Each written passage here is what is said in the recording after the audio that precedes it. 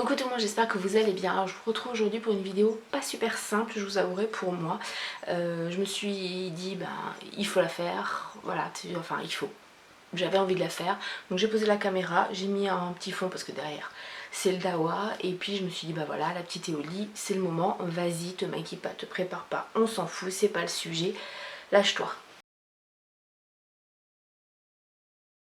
Une update sur notre situation par rapport à ma vidéo que j'avais fait il y a quelques temps, que vous avez beaucoup regardé. D'ailleurs je vous remercie pour tous les retours que j'ai eu, pour toutes les vues, pour tout le soutien, pour tout l'amour en fait que vous nous avez témoigné sous cette vidéo là.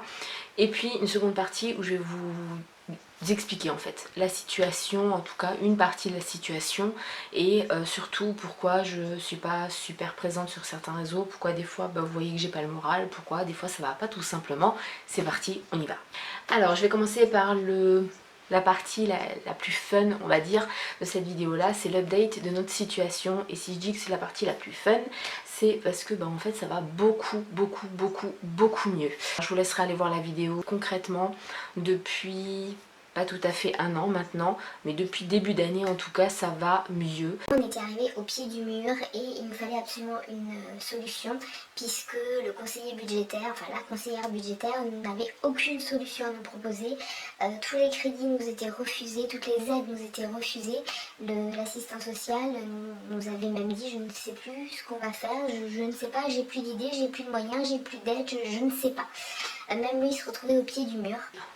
Dieu merci, pourtant je suis pas croyante, il y a une personne qui a bien voulu nous prêter de l'argent pour pouvoir rembourser les dettes qui nous restaient, et ça nous a permis, en tout cas une partie des dettes, ça nous a permis en fait de nous remettre un petit peu à flot, en tout cas d'écouler 98% de nos dettes, et ça a été vraiment top. Alors bien sûr c'est un prêt d'argent auprès de particuliers, mais on rembourse tous les mois, donc c'est clairement pas un don, il n'y a pas quelqu'un qui nous a dit allez je vous donne ça et puis voilà, non, pas du tout.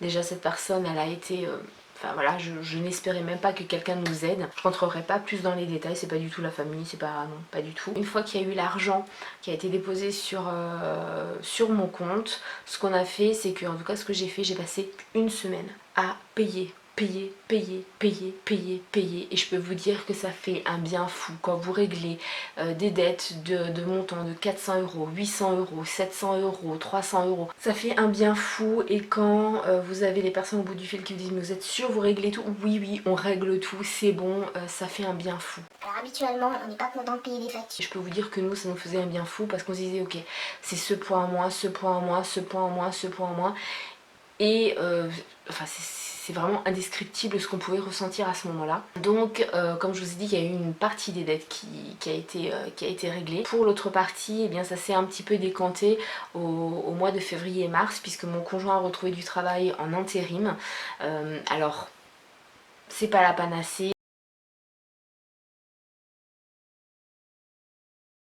Ça lui a permis de faire certaines formations, de remettre certains trucs à jour et tout. Et donc du coup, ça nous a permis surtout de régler encore ce qui restait comme dette. On peut dire qu'aujourd'hui on est à peu près à flot. Alors ça a été très dur puisque les premiers mois on s'est dit ok on paye ça, on paye ça, on paye ça, on paye ça, et comme toujours... Encore une fois, si vous n'avez pas vu la vidéo, je vous laisse aller la voir. La banque nous a mis dedans avec des agios, avec des frais, avec des machins, avec des trucs, et tous les mois, c'est bon, on sortait la tête de l'eau, et voilà, elle nous recoulait. Donc ça a été très compliqué pendant 3 mois. Et tout simplement parce que on recommence à faire certaines courses nous-mêmes pour une raison toute simple, c'est que on ne va bientôt plus avoir droit au secours populaire, tout simplement parce que mon conjoint a travaillé. C'est paradoxal puisqu'il a travaillé, là on va plus avoir le secours populaire, mais on va plus l'avoir au moment où il ne travaillera plus. Allez comprendre, mais bon. Je croise vraiment tout ce que je peux et on fait tout le nécessaire pour pas retomber justement dans cette situation là, et vous allez comprendre dans la seconde partie une des choses qui nous a vraiment, clairement, on va dire les choses comme elles sont, mis dans la merde. La seconde partie, la partie la moins marrante. Cette maison de toute façon ne nous a apporté, désolé, attention c'est censuré, que des emmerdes. Alors cette seconde partie est très compliquée pour moi, je vais vous dire les choses clairement, je n'ai rien préparé, je vais vous dire les choses clairement, je vais essayer d'être assez concise. En fait, cette partie de vidéo c'est très simple, c'est parce que j'ai très souvent des messages, surtout sur Instagram ces derniers temps, depuis que je ne fais plus de vlogs sur ma chaîne. Vous êtes beaucoup à m'avoir rejoint sur Instagram et j'ai très souvent des messages: qu'est-ce qui va, t'as pas l'air d'avoir le moral, t'as moins publié, parce que logiquement je publie tous les jours en story. Pourquoi je suis passée sur Instagram, que j'ai arrêté les vlogs, pourquoi des fois j'ai pas le moral, qu'est-ce qui va pas, qu'est-ce qui nous tracasse, qu'est-ce qui nous a plombé le budget? Et ben je vais le dire simplement, c'est cette baraque de merde. Ça fait maintenant pas mal de temps qu'on est dans cette maison, ça fait 5 ans qu'on est dans cette maison.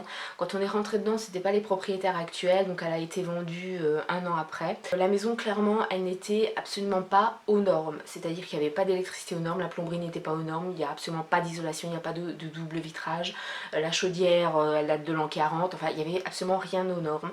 Il y avait une grosse humidité stagnante absolument partout, il y avait des fissures partout, tout était en mauvais état. Mais pour nous, je vous remettrai la vidéo, je ne sais pas dans quel coin, mais on est plusieurs à ne pas savoir dans quel coin est le i, mais vous retrouverez la vidéo où j'avais fait le house tour, et à ce moment là pour nous c'était le bonheur absolu, c'était le paradis sur terre, parce que c'était une maison très grande. On était passé, donc quand on est arrivé dans la région, d'un camping qui faisait même pas 40 mètres carrés, un logement qui faisait 55 mètres carrés, à une maison donc ici qui faisait 160 mètres carrés. Pour nous c'était juste parfait, il y avait des espaces verts, il y avait, enfin voilà, c'était juste le bonheur absolu, vraiment. Et on était vraiment reconnectés à la nature, pouvoir se réveiller avec les oiseaux, ne rien entendre, mais vraiment ne rien entendre à part la nature et le bruit que vous faites. C'est juste un bonheur absolu. On a très vite déchanté au niveau de la maison. J'ai l'impression de vivre en enfer, clairement. Pour résumer, il y a eu des travaux qui ont été faits. On a bataillé 2 ans pour que l'électricité soit faite. Je voulais juste ne plus me prendre du jus quand j'appuyais sur un interrupteur. Ça a été fait, bien sûr ça a été fait au rabais, hein, le minimum. Il y avait constamment de gros problèmes au niveau de l'humidité, de l'isolation, etc.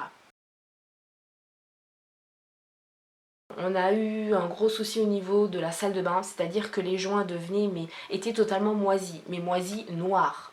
Pas au niveau de la baignoire ou au niveau du bac de douche, mais même sur les murs. Les carreaux de carrelage tombaient. Il y a eu des gros soucis de plomberie puisque voilà, il y avait des fuites absolument partout, les tuyaux n'étaient plus bons. Le propriétaire a décidé de ne pas changer tout ça.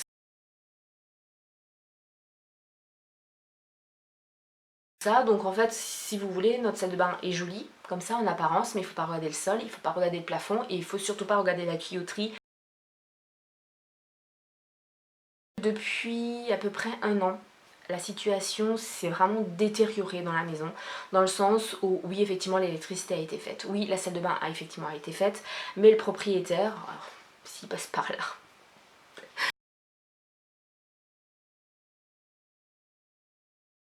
le propriétaire a été clair, il ne veut rien investir dans la maison. Pourquoi? Parce que il a été obligé d'acheter la maison avec l'exploitation agricole qui l'exploite, mais il n'en voulait pas. Et au bout d'un moment, c'est vrai que quand on était dans une situation compliquée, l'assistance sociale, la conseillère budgétaire, tout le monde nous disait: il faut que vous partiez absolument de ce logement.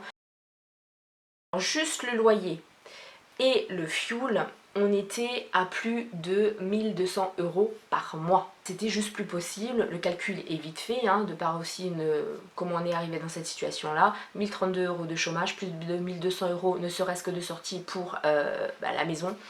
Voilà, c'est vidu.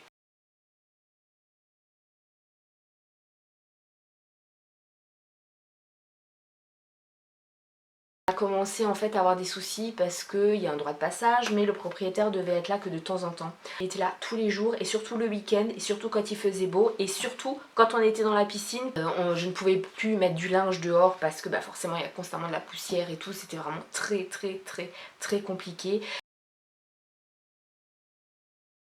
On a eu une invasion, mais littéralement une invasion de rats. À partir du moment où le propriétaire a ramené des engrais et des semences et enfin bon, voilà, pas mal de choses. Jusqu'à présent, on avait toujours un ou deux rats, on est à la campagne, hein, encore de ferme, voilà, il y a des rats, en plus on a des volailles, on le sait, mais on n'a jamais été embêté plus que ça. On a eu une invasion de rats. Je ne veux pas de mal aux animaux, mais au bout d'un moment, Quand vous avez les rats qui courent dans votre baraque, que vous êtes en train de manger et que vous voyez un rat qui court. Voilà. Quand vous strikez une dizaine de rats par jour, c'est que ça devient très compliqué. Vraiment là, ce qui a fait déborder le vase au plus haut point. Apparemment je le vis bien parce que ça ne se voit pas. Je peux vous dire que c'est très compliqué au quotidien. On a eu une invasion de fourmis. Ce sont des fourmis pharaons. Au jour d'aujourd'hui, on est encore infesté de fourmis. Les pharaons sont des fourmis extrêmement petites, très petites, que vous voyez à peine, qu'on a dans la cuisine. Ça fait plus d'1 an. Alors on en avait, voilà, on va dire, mais vraiment c'était minime. On avait une vingtaine de fourmis par jour qu'on écrasait, qu'on voilà. On a absolument tout testé, mais tout. Mais vraiment tout. Et là, ceux et celles qui me suivent sur Instagram en story vont comprendre les fameuses images que je vous ai postées la semaine dernière. On a absolument tout testé.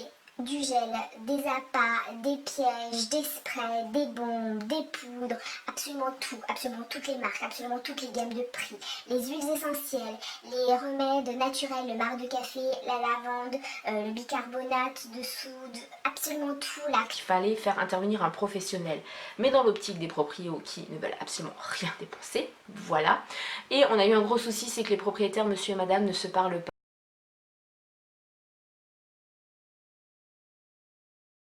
Et ce week-end, ça a été vraiment le... Puisqu'on a eu à 2 reprises plus d'une centaine de fourmis.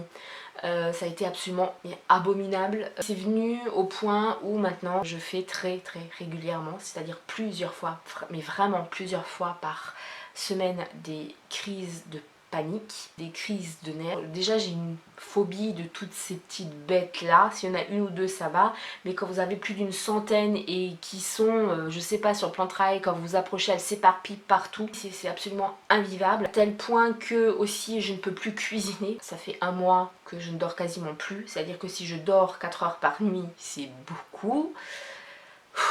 Bah, ça va aller.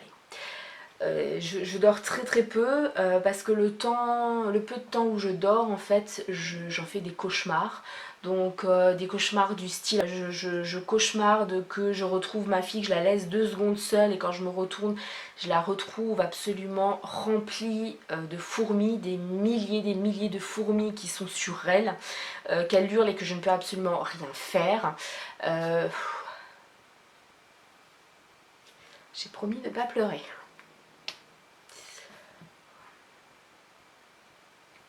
Également des cauchemars que mon fils, pareil, qui a des fourmis qui montent sur lui, qui lui mangent tout simplement les yeux, qui lui rentrent absolument partout, voilà. Donc très compliqué, très compliqué au quotidien. Je me disais que c'était moi, que voilà, j'avais l'impression d'être beaucoup plus nerveuse, beaucoup plus inquiète, beaucoup plus anxieuse que d'habitude. Mais non, ça allait très bien, j'avais une tension de 12. Voilà, 11, 12, vraiment ce qui est correct. Et là, j'avais au minimum une tension de 17. Ce qui est quand même... Donc je disais avant que ma batterie me lâche que ce n'est pas le plus haut qu'on peut avoir, mais c'est quand même déjà très haut.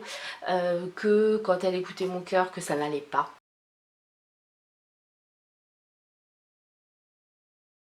C'est plus supportable. Bon, j'étais en train de faire le montage de cette vidéo. La luminosité n'est absolument pas comme ça. Non, vous voulez voir la luminosité réelle que j'ai en fait là. Voilà, je vais enlever tous les réglages. Voilà. Ça change, hein, effectivement. Donc j'étais en train de faire le montage et je me suis dit qu'il valait mieux couper parce qu'on est déjà à plus de 14 minutes et que j'avais encore plus de 20 minutes de vidéo où je déballais mon sac, clairement. Où je vous passais en revue tous les mails qu'on avait échangés avec la propriétaire. Mais je pense que le plus simple, c'est juste de vous faire en fait une conclusion de où on en est aujourd'hui, donc le vendredi 18 juillet, qu'est-ce qui se passe, qu'est-ce qui est prévu, etc.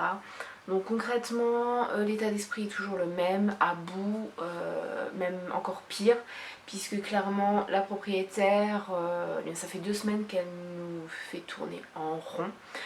qu'elle a besoin de plus d'infos, qu'elle a besoin de vérifier auprès de spécialistes, qu'elle a besoin de revérifier ce que les spécialistes ont déjà vérifié, de revérifier auprès d'autres spécialistes. On lui a tout donné, les liens des produits, etc. via un technicien en nuisible qui savait exactement ce qu'il faisait, mais non.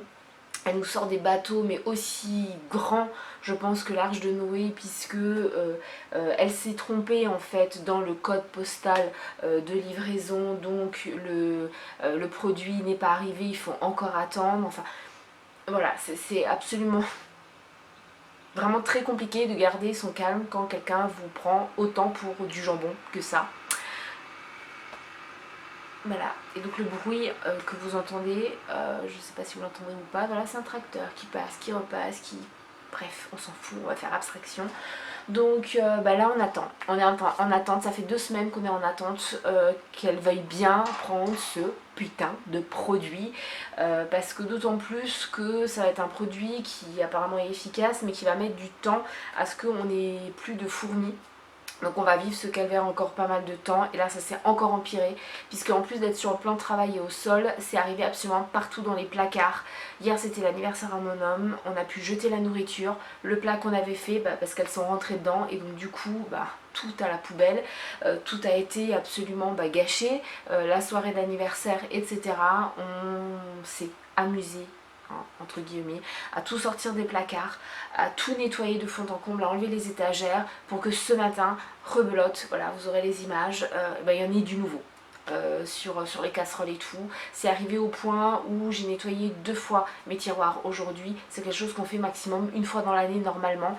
Il y en a absolument partout. J'arrive au point où je ne veux plus cuisiner, j'ai peur de rentrer dans cette cuisine, j'ai peur maintenant qu'il y en ait partout. Dans la cuisine il y a les fourmis, dans le reste de la maison il y a les souris. On n'en peut plus, clairement on n'en peut plus, on est à bout, et c'est pour ça que parfois j'ai pas le moral sur Instagram, parfois je me montre en fait sans filtre sur Instagram, et il va passer juste devant la fenêtre au moment où je filme.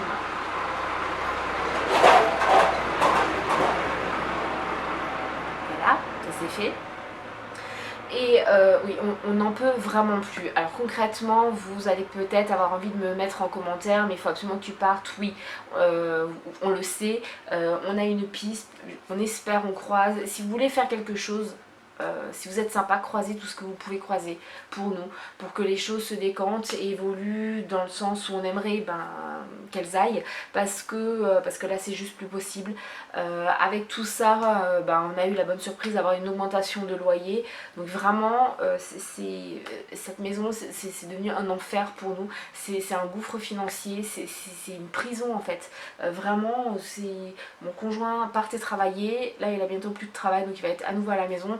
Mais quand vous êtes 24 heures sur 24 dans un endroit qui vous fait péter un plomb comme ça, c'est juste pas possible. C'est juste plus possible, voilà. Donc j'espère que vous comprendrez, j'espère que vous serez allé jusque là, en tout cas que vous aurez vu toute la vidéo pour comprendre le pourquoi et du comment. Et bien sur Instagram, des fois j'ai pas la pêche, des fois je vous mets pas de story, et j'espère que vous comprendrez aussi.